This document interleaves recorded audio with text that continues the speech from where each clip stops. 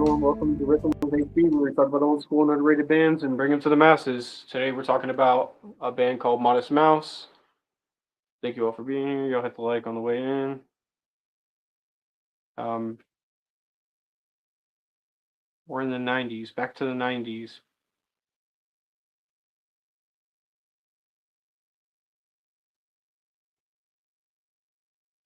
1993, formed in Oshawa, Washington. Um, Currently based in Portland, Oregon. The founding members were lead singer guitarist Isaac Brock, drummer Jeremiah Green, bassist Eric Judy, and they achieved critical acclaim whenever their albums, The Lonesome Crowded West, The Moon in Antarctica, and they found mainstream success when the release of Good News for People Who Love Bad News, and its singles Float On and The Ocean Breeze Salty, which sure everyone's here has heard.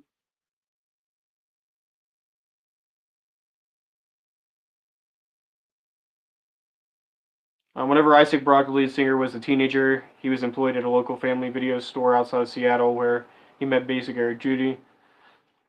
Brock and Judy later discovered drummer Jeremiah Green, who also resided near Seattle, at a heavy metal show, at which point they decided to make music together, and Brock says that he made a point of the band being from Oshawa to avoid association with the music scenes of Seattle or Olympia, and to keep with the band's suburban lyrical themes.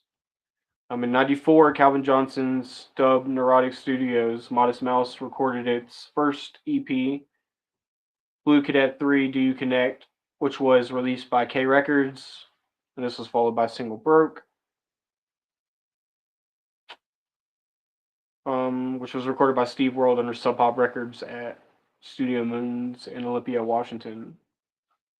A lot of the people here from 70s, 80s, 90s probably know a lot about Sub Pop. During this time, Modest Mouse also recorded what it would have been the first album, Sad Sappy Sucker, but constantly delays caused the album to be shelved and forgotten.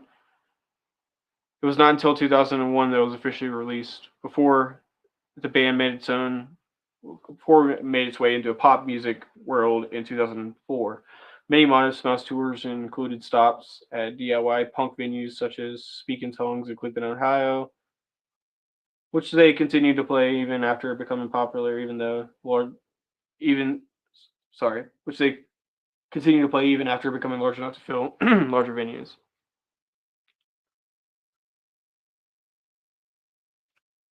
Um,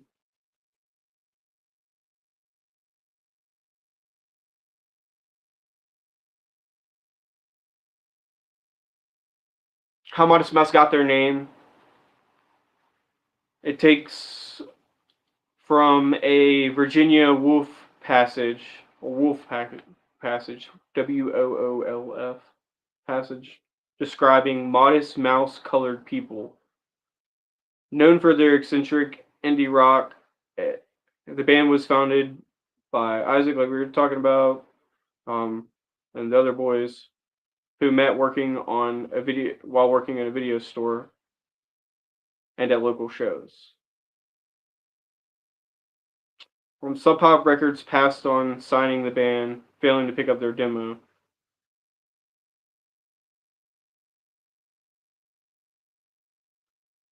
Float On was written deliberately as a positive song to counter the band's typical, more cynical style. Um,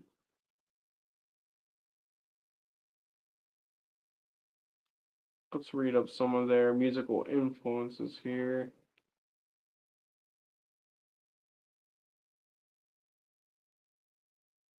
If you guys have ever listened to Modest Mouse on psychedelics, that's really the way to enjoy them, honestly.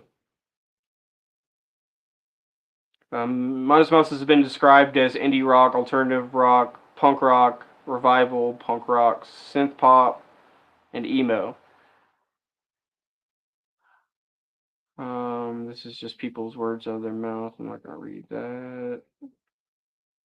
From an Isaac Brock's lyrical themes tend to explore topics such as small town life and religion.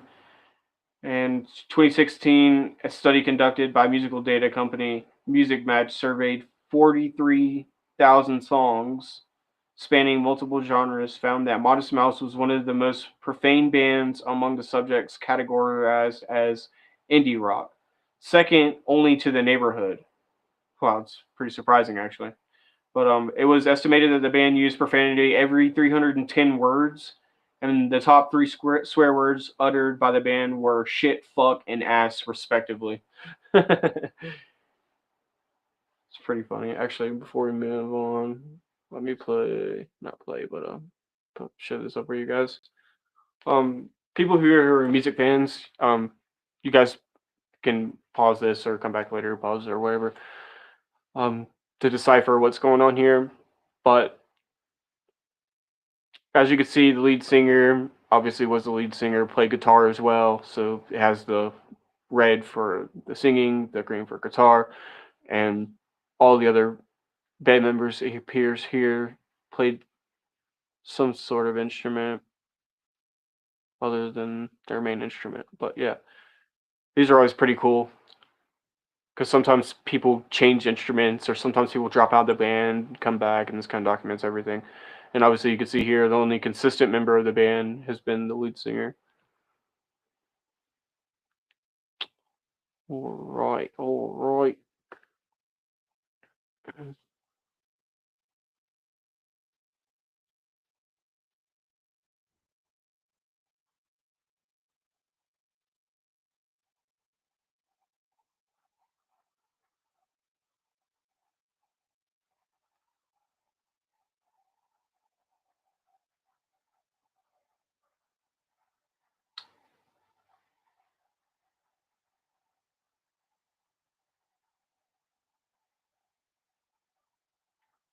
Um, I'm not sure. I can't find it now, but I remember I was reading a fact earlier that was just saying that, and especially in the earlier shows, they would all play out of tune, not out of tune, but in different tunes. So it would all be in different tunings, the bassist, the guitarist, and it would cause them to have their off tempo sound or out of tune sound rather.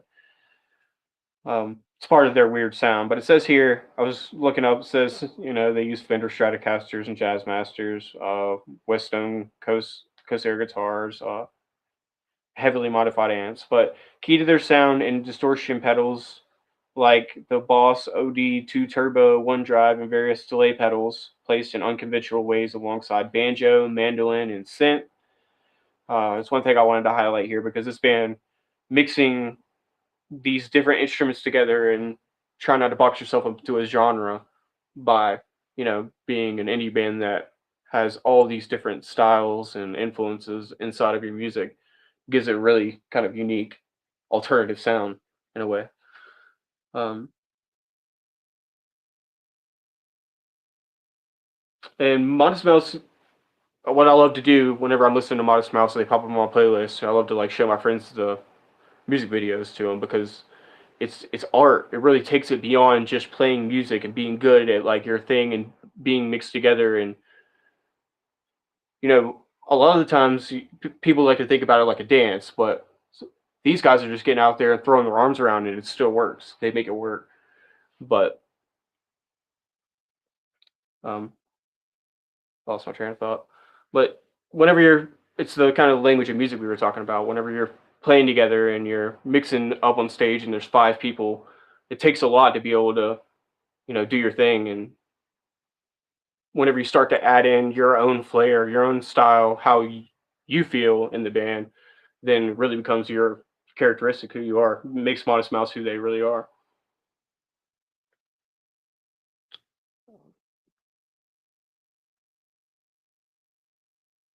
Cheers. Thank you guys for joining in. But yeah, my point was back to what I was saying. The music videos, it's like takes their music beyond music and it turns it into art. And Float On is a great example of that. Even though it's like I said, it kind of goes against their normal sound and their normal style of song and turns it into something positive. The music video behind it is a great example of the artistic idea of what they want to do behind a song. And there's tons of different songs like Dashboard and uh, The Ocean Breeze Salty and things like this. These even a few of their newer music videos as well in the past couple of years, where they're really unique minded artists, not just musicians. And I love whenever a band does that. Like you gotta love whenever a band just does their thing and sings and plays. That's all fine and good. But you gotta love it also whenever they start to incorporate art and music videos and everything into it. It's really the old school way of doing it. Well, I'll say the old school way, but it's like the '90s way of doing things, where you create a good song and it comes with a good music video. It's kind of something that is a lot more rare now. A lot of times people will just release an album and there won't be, but maybe a music video or two for their whole album.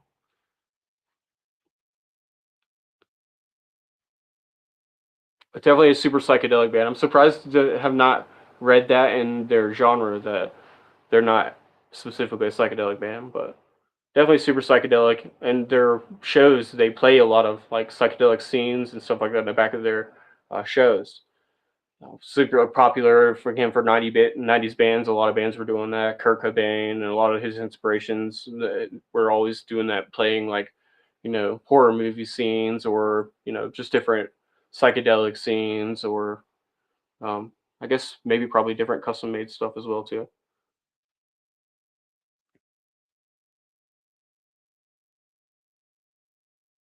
Cheers, guys. Thank you all for being here. All right. Um, I'm not sure if I have much more to cover on this one. We're also I wanted to let everybody know that Saturday no riffing with HB. And there's probably going to be a couple more Saturdays where I'm not going to be doing live shows, but probably what I will do is I'll make a pre-recorded episode and have it scheduled to upload on Saturdays, because I have a couple camping trips and some foraging stuff coming up, and it'll be kind of hard for me to make two riffing, but I still want to keep my commitment to you guys. So if the days that I can't be here to do riffing with HB on Saturdays, I'll just have pre-recorded episodes for you. But as far as this Saturday, we're just going to take the day off, and you guys go off and make sure you're out foraging or something like that. So I appreciate everybody for stopping by. If you guys want to see a band, drop it in the comments and we'll get to it. And I don't have a band covered for next Thursday. We'll fill something in when we get there. But I appreciate it. I have a huge list, so I appreciate it. We'll get back around. I don't know. Maybe we'll go a little bit new school again. I don't know. I kind of like we did a lot of old school, so we get a couple of new schools to catch up on. Some underrateds. So maybe we'll find somebody new and underrated for you guys. Um, I got a couple ideas, but we'll see. If you guys want to see anything, drop it in the comments. Let me know. Eventually we'll get back to all we still have all the old school heavy metal classic bands, classic rock and roll bands from the '90s and stuff like that to cover. So cool. I'll see you guys later, and you'll have a good rest of your night. Bye, everyone.